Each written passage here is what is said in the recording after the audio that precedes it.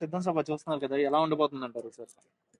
సిద్ధం సభ చాలా సక్సెస్ అవుతుందండి. సిద్ధం సభ ఎలా ఉంటుంది అనేది కాదు, జగనన్న వస్తున్నాడంటే అక్కడ నాయకులు, కార్యకర్తలు, వైఎస్ఆర్ కుటుంబ సభ్యులు ప్రతి ఒక్కరూ ఆయన కోసం ఎదురు చూసేవాళ్ళు. సక్సెస్ అవుతుందండి, దానికంతా ఏం ఇది కాదండి సిద్ధం సభ అనేది. చంద్రబాబు నాయుడు, పవన్ కళ్యాణ్, బీజేపీ వీళ్ళందరూ పొత్తు పెట్టుకుని వస్తున్నారు కదా, బీజేపీ కూడా ఇప్పుడు కనెక్ట్ అయింది. సింహం అనేది సింగల్ లాగా వస్తుందండి, పందులే గుంపులుగా వస్తాయి.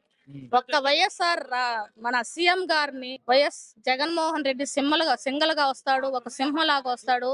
ఆయన ముందు వీళ్ళంతా ఒక పందులే తప్ప ఆయన్ని సింహం లాగానే గెలిపించుకొని వస్తాడు.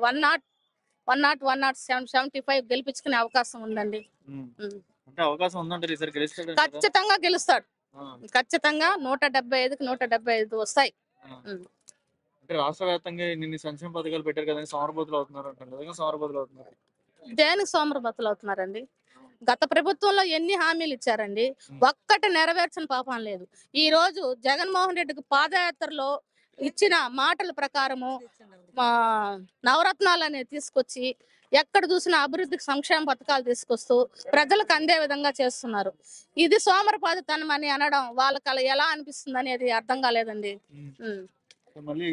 ఇప్పుడు ఖచ్చితంగా ఎగురుతుందండి. చంద్రబాబు నాయుడు, పవన్ కళ్యాణ్ ఏమంటున్నారంటే, పవన్ కళ్యాణ్ అంటున్నాడు కదా పాతాళంలోకి పంపిస్తాను, జగన్ ఇంటికి పంపిస్తాను. వాళ్ళే అసలు పాతాళంలోకి వెళ్ళిపోతారు, ఇప్పటికే పాతాళంలోకి వెళ్తున్నారు.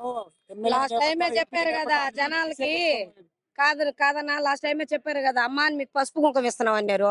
ఆడాలు ఏం చేశారు, బాగా పసుపు పూసి పెద్ద గంగమ్మకు పెట్టినాడు, బొట్టు పెట్టి పంపించారు. పవన్ కళ్యాణ్ ఇప్పుడు వచ్చి ఏం చేస్తాడు? వాళ్ళని చేయగలుగుతాడు. వస్తే గీస్తే 4వ పెళ్లి చేసుకొని ఇంక ఏదైనా ఓడిపోతే గిడిపోతే 4వ పెళ్లి చేసుకుని ఆమెకు వచ్చే ఆస్తులు ఏదైనా సంపాదించుకుని ఆమెను ఏదైనా చూసుకోవచ్చు.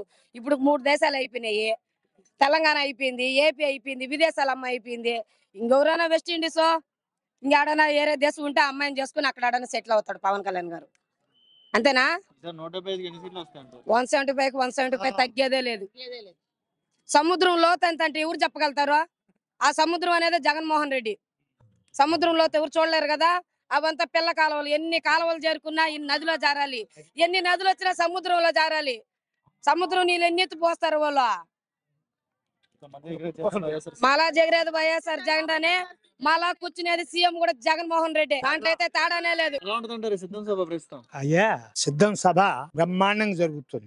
అన్నింటికంటే ఈ జన ప్రవాహం మామూలుగా లేదు, అంతా ఇంతా కాదు. అనేక సంక్షేమ కార్యక్రమాలు అందరికి కూడా జీవనోపాధి కల్పిస్తున్నాయి. ఆ ఇల్లు లేదు, ఈ ఇల్లు లేదు, ఇంటికి ఏదో ఒక రూపేణ లాభపడ్డ వాళ్లే గాని ప్రతి వాళ్ళు కూడా ముందు ముఖ్యంగా ఈ కోటాది పెద్ద సమస్య అది తీసేశాడు. హాయిగా ఇంటింటికి సర్వ్ చేస్తున్నారు. తర్వాత రెండోది పెన్షన్, వృద్ధాప్య పెన్షన్, ఇంటిని డోర్ డెలివరీ, 4ంటికల్లా తాతయ్య అవ్వ లేవండి అని మంచి సంక్షేమ కార్యక్రమాలు ఏర్పాటు చేస్తారు. ఇటువంటి ఆయన కని విని ఎరుగని రీతిలో సీఎం గారు చేస్తున్నారు. కాబట్టి మరలా సీఎం గారే, మరలా జగన్మోహన్ రెడ్డి గారే. పవన్ కళ్యాణ్ జగన్ ఇంటికి పంపిస్తాను వాళ్ళు ఏమండి, కుక్కలు ఎన్ని మొరిగితే జంగం పరపతి పోద్దా. ఇప్పుడు వాళ్ళు ఏదో మాట్లాడుకుంటుంటారు నాయన, అవన్నీ కూడా ఒట్టి కళ్ళబొల్లి మాటలే. ఇప్పుడు రాష్ట్ర వ్యాప్తంగా సొంత చెల్లెలే తిరుగుతుంది కదా, బీజేపీ వీళ్ళందరూ పొత్తుంది కదా. ఎన్నున్నా ఏమండి, ఎన్నున్నా జగనన్న ప్రభంజనం మరలా 30 సంవత్సరాలు 3 పర్యాయాలు మరలా సీఎం కావాలని మా ఆకాంక్ష. మల్లవరం మేము కోఆపరేటివ్ ట్రైనింగ్ చదివి పూర్తి చేసి వచ్చాం. అప్పుడు గవర్నమెంట్ మారింది, రామారావు గవర్నమెంట్ వచ్చింది. అందువల్ల సింగిల్ విండో సిస్టమ్ పెట్టారు. అందువల్ల మేము అసలు ఉద్యోగానికి అర్హత లేకుండా చేశారు అటువంటి మహానుభావుడు తెలుగుదేశం గవర్నమెంట్. చివరికి ఏదో చిన్నగా 10 మంది పిల్లలకి ట్యూషన్ చెప్పుకొని జీవనోపాధి కల్పిస్తుంది. అది నాయన పరిస్థితి. ఇప్పుడు జగన్ పరిపాలన వచ్చాక ఎలా అనిపిస్తుంది? సుపరిపాలన అయ్యా. అప్పుడు శ్రీకృష్ణదేవరాయలు పరిపాలించాడు, అట్లానే వీని కూడా ఆ విధంగా పరిపాలిస్తున్నారు సుభిక్షంగా. అంత స్వర్ణయుగం అది. ఇప్పుడు కూడా ఇది కూడా అందరికి కూడా జీవనోపాధి కల్పిస్తూ ప్రతి వాళ్ళ ఇంట్లో లాభపడినటువంటి వాళ్లే కానీ ఏమి లేదు. ఇంటికి ఎంతెంత వచ్చిందండి ఏమండి, విద్యాదీవన అయితేనేమి, తర్వాత వృద్ధాప్య పెన్షన్స్ అయితేనేమి, రైతు భరోసా అయితేనేమి, తర్వాత 45 ఏళ్ల అగ్రకులాల మహిళలకైతేమి, ఎస్సీ గాని, ఎస్టీ గాని, బీసీ గాని, అన్ని వర్గాల వారు, ఈబీసీ వాళ్ళు గాని చాలా లాభపడ్డారు. ఈయన్ని గుండెలో పెట్టుకొని పూజిస్తారు వైఎస్ జగన్ గారు. సిద్ధం సభ సిద్ధం గురించి మనం చెప్పడం కన్నా కూడా లైవ్ లో ఇది ఒక్కసారి ఇటు చూపించుకోండి, జూమ్ చేసుకోండి. ఇలా చూస్తేనే ఇంత జనం.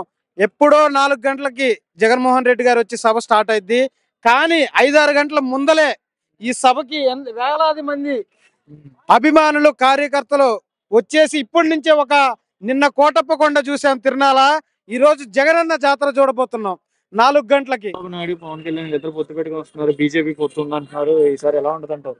బీజేపీ కూడా పొత్తుతో వస్తున్నారు. ఎంత మంది కట్టగట్టుకొని వచ్చినా ఒక మాట చెప్తాడు అనిల్ కుమార్ యాదవ్ గారు, మాజీ శాసనసభ్యులు. ఏమని చెబుతాడు? బీజేపీ, కాంగ్రెస్, టీడీపీ, జనసేన ఇలాంటి ఎన్ని పొత్తులు కట్టుకొని వచ్చినా కూడా, కట్టుకొని వచ్చినా కూడా సింహం సింగిల్ గానే వస్తుంది. 2024లో మళ్ళీ జగననే నేను అనే మాట వినబోతున్నాము. ఇది సత్యం. రాష్ట్ర వ్యాప్తంగా సొంత చెల్లిలే తిరుగుతుంది కదా, శరీరంలో కూడా తిరుగుతుంది అన్న. ఒక కుటుంబం ఉంటది, ఆ కుటుంబంలో చాలా వ్యతిరేకతలు ఉంటాయి. ఫలాని దాన్ని మీరు హైలైట్ చేయాలని చూపిస్తా ఉంటారు, అక్కడ ఏం ఉండదు. కానీ ఇది ఓన్లీ మీడియా కలిసికట్టు చేసి ఏదో ఒక కల్పన చేసి జగన్మోహన్ రెడ్డి గారి వ్యక్తిత్వం మీద కొట్టాలని చూస్తున్నారు.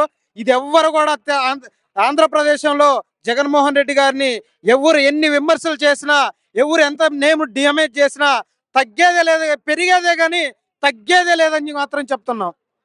గెలిచే అవకాశం ఉండిద్ది అంటారా? గెలిచే అవకాశం ఉంటుందా కాదు, 100కి 200% 2024లో జగన్మోహన్ రెడ్డి గారు సీఎం గా ప్రమాణ స్వీకారం చేయబోతున్నాడు. జై జగన్.